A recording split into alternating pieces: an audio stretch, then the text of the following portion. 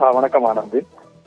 அதாவது நீங்கள் குறிப்பிட்டது கூட ஒரு பரபரப்பான ஒரு சூழ்நிலையில் தான் செங்கோட்டையன் அமித்ஷாவை சந்தித்திருப்பதாக ஒரு தகவலானது தெரிவிக்கப்பட்டிருக்கின்றது. ஆனால் இந்த தகவல் இந்த சந்திப்பு தொடர்பாக என்ன மாதிரியான ஆலோசனை நடத்தப்பட்டது என்பது தொடர்பாக ஒரு உறுதிப்படுத்தப்பட்ட தகவலானது இதுவரையில் இன்னும் வெளிவரவில்லை.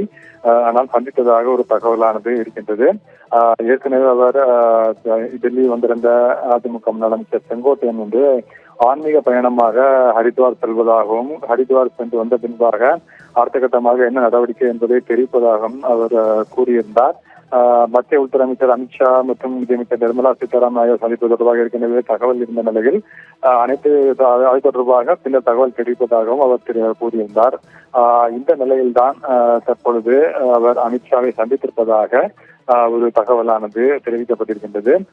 ஏனென்றால் இந்த தற்பொழுது நாம் பார்த்தது போல அந்த அனைத்து இந்திய அண்ணா திராவிட முன்னேற்ற கழகத்தினுடைய அவர் மூத்த தலைவராக இருக்கக்கூடிய செங்கோட்டையன் வந்து செப்டம்பர் 6ஆம் தேதி கட்சியின் பொதுச் செயலாளர் எடப்பாடி பழனிசாமியால் பொறுப்பு வழியில் இருந்த அதாவது மாநில அமைப்பு செயலாளர் மற்றும் ஈரோடு கிராமப்புற மேற்கு மாவட்ட செயலாளர் உள்ளிட்ட அனைத்து கட்சி பதவிகளிலிருந்தும் அவர் நீக்கப்பட்டார்.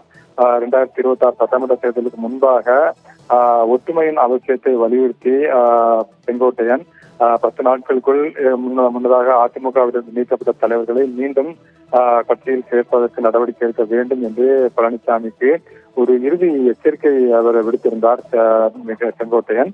அதன் பிறகுதான் தொடர்பாக இந்த அவசரமாக இந்த ஒரு நடவடிக்கையான எடுக்கப்பட்டது. குறிப்பாக கட்சி தலைவர்களுடைய ஒற்றுமை மற்றும் அது மட்டுமல்லாமல் ஏற்கனவே நீக்கப்பட்டிருந்த பன்னீர்செல்வம் மட்டுமல்ல வி.கே. சசிகலா உள்ளிட்ட வெளியேற்றப்பட்ட தலைவர்களை மீண்டும் அவர்கள் உள்கட்சியில் இணைக்க வேண்டும் என்பதுதான் செங்கோட்டையனுடைய கோரிக்கையாக இருந்தது. அதற்காக தான் அவர் 10 நாட்களுக்குள் முடிவெடுக்குமாறு அழைப்பு கொடுத்திருந்தார். அதன் அடிப்படையில் அதன் பிறகுதான் அவர் கட்சி பொறுப்புகளிலிருந்து நீக்கப்பட்டிருந்தார். இந்த நிலையில்தான் அடுத்த கட்டமாக இதில் எப்படி நகர்வுகள் இருக்கப் போகின்றது என்பது தொடர்பாக பல்வேறு கேள்விகள் எழுந்திருக்கின்றன.